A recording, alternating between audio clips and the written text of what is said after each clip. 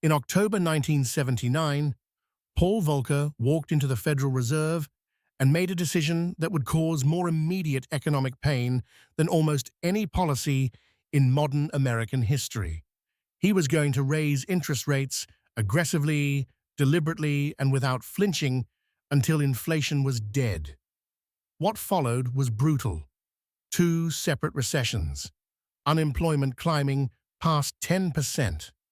Farmers so furious they drove their tractors to Washington and physically blockaded the Federal Reserve's headquarters. And yet, when it was all over, Volcker was celebrated because it worked. This is the story of the Volcker Shock, what it was, why it hurt so much, and why Jerome Powell's attempt to run the same playbook 40 years later produced a dramatically different result. To understand why Volcker did what he did, you need to understand the inflation crisis he inherited. By 1979, the United States had endured over a decade of persistently high inflation. This wasn't a short spike, it was a grinding, economy-wide loss of purchasing power that had outlasted multiple presidents and multiple Fed chairs. Prices kept rising. Confidence kept falling. The standard tools weren't working. When Volcker took the chair of the Federal Reserve in 1979, he inherited an institution that had lost credibility and an economy that had lost its anchor. As economist Paul Krugman would later put it, Volcker, with bipartisan support, began fighting inflation the only reliable way we know, by tightening up on monetary policy. That tightening began in October 1979, and it was unlike anything the modern American economy had experienced. Here's what monetary tightening actually means in practice. The Fed raises the interest rate it charges banks to borrow money overnight.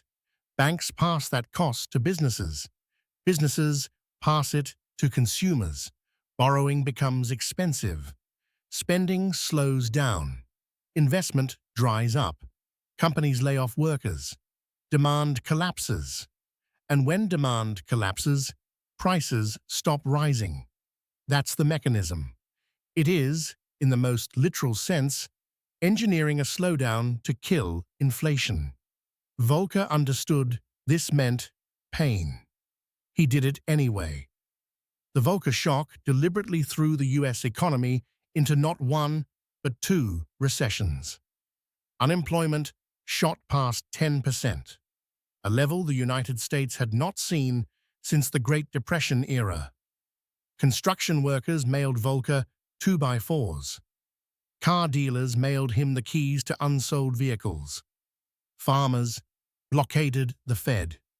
Members of Congress called for his removal, and Volcker held the line. By July 1982, the data was finally moving in the right direction. Volcker and the Federal Open Market Committee were forecasting that inflation would stabilize around 5%, still elevated by modern standards, but a dramatic improvement from where it had been. That month, the Fed began cutting its policy rate target, formally ending the tightening cycle. It had taken nearly 3 years of sustained, painful pressure. But the inflation that had plagued the American economy for over a decade was broken. Volcker served as Fed chair from 1979 to 1987, and by the end of his tenure, he had become one of the most respected central bankers in American history, earning that reputation precisely because he was willing to cause short-term devastation to deliver long-term stability. A 2025 Federal Reserve Bank of St. Louis review study called the Volcker tightening cycle the most famous monetary tightening in Fed history. Now fast forward to 2022. Inflation is surging again, driven by pandemic-era supply chain disruptions, massive fiscal stimulus, and an energy shock from the war in Ukraine. Jerome Powell's Federal Reserve begins raising interest rates at a pace not seen since the Volcker era.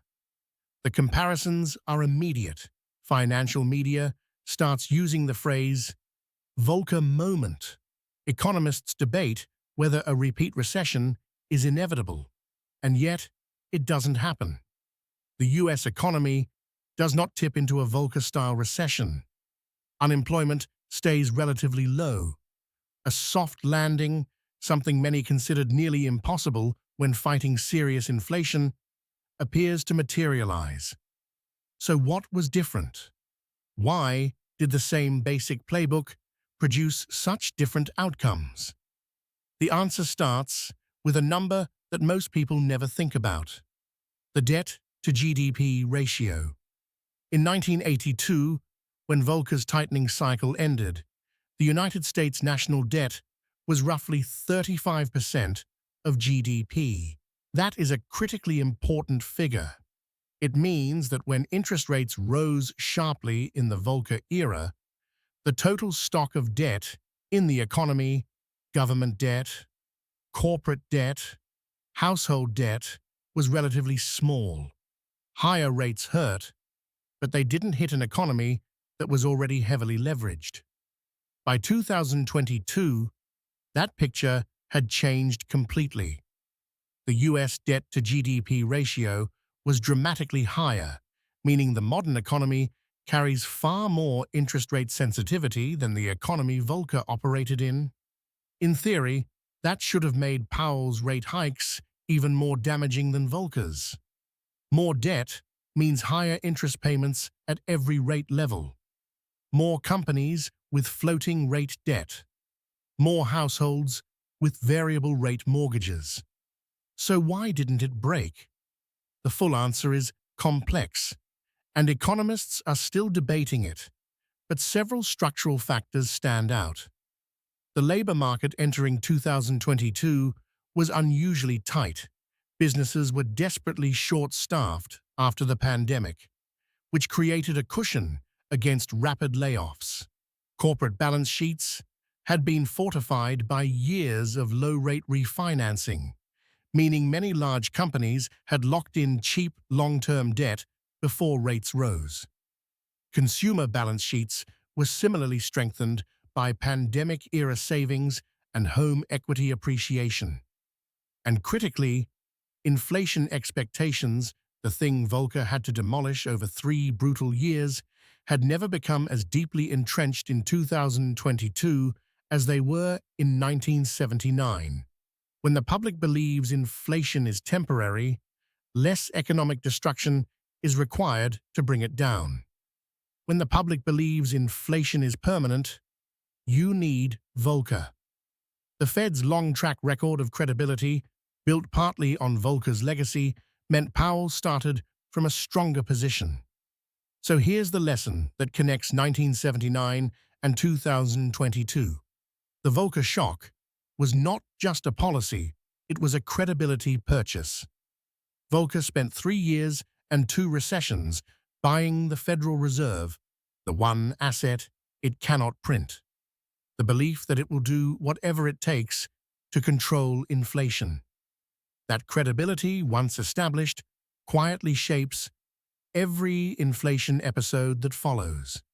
It changes how businesses set prices, how workers negotiate wages, how investors price bonds. Jerome Powell, in 2022, was drawing on that account, spending the credibility Volcker deposited 40 years ago. The same playbook, yes, but a different economy, a different debt load, a different inflation psychology, and a different starting position. The Volcker shock worked through pain. The Powell tightening worked partly because the memory of that pain still lingered. That is the strange, counterintuitive legacy of the most deliberately destructive economic policy in modern American history. Its cruelty, applied once with full force, may have made it unnecessary to repeat.